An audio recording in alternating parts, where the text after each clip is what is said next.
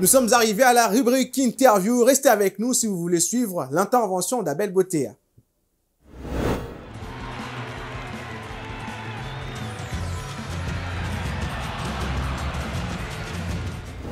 Salut tout le monde, je m'appelle Joseph Abel Botea. Je suis joueur des Ballers House, évoluant premièrement en Tunisie et au Maroc. Et présentement, je suis à Kinshasa pour évoluer avec la Ligue des Pro-Bakin de basketball de Kinshasa. Déjà, premièrement, en commençant dans le basketball, j'étais pas encore dans le basketball, j'étais d'abord un joueur de football.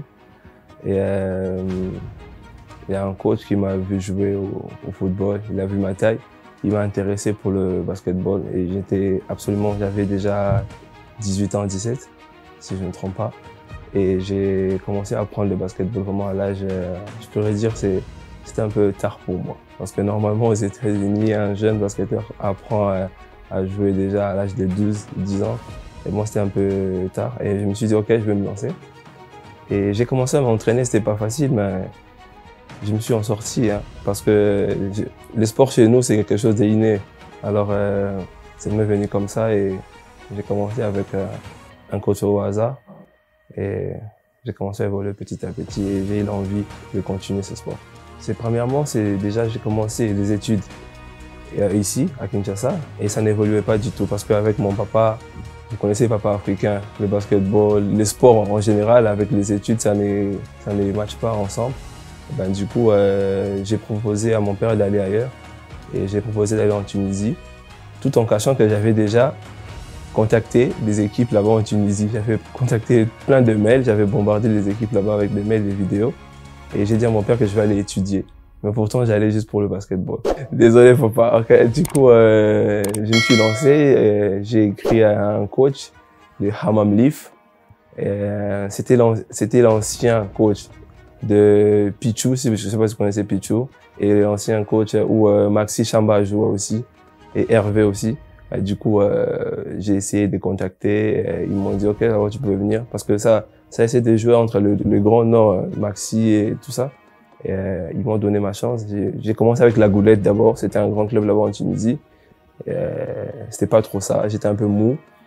Et je suis allé en Division 2 avec Hammam Leaf. Et ils m'ont vraiment bien accueilli et tout ça, et ils m'ont accepté dans l'équipe et ça s'est lancé comme ça. Exactement, je me suis dit ça tout à fait parce que déjà en allant là-bas, c'était pour les études en disant à mon père, mais après je me suis dit ok, je vais essayer de me lancer dans quelque chose parce que c'est le basket, j'aime beaucoup le faire. Et j'ai commencé à m'entraîner avec eux et je me donnais à 100% parce que j'étais le seul noir dans l'équipe, il faut savoir aussi. Et j'ai appris beaucoup de temps pour apprendre la langue parce qu'il faut parler arabe sur le terrain.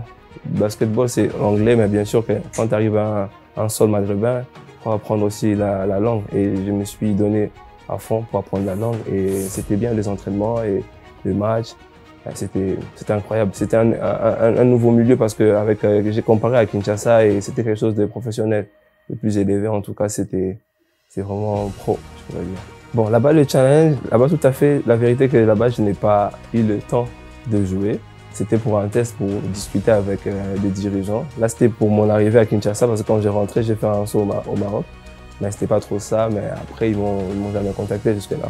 En fait, en revenant déjà, je me disais, OK, on va encore rejouer dans le même stade, comme d'habitude et tout, ouvert. Avec les fissures, il va pleuvoir et après, ça sera compliqué de jouer. Après, en revenant, je vois que les choses ont changé. Et du coup, je me suis dit, OK, je vais essayer de me lancer parce que là, ça me met dans mon confort. Je me dis, OK, je revois la même chose que je revoyais ailleurs, en fait. Donc, on revient pareil.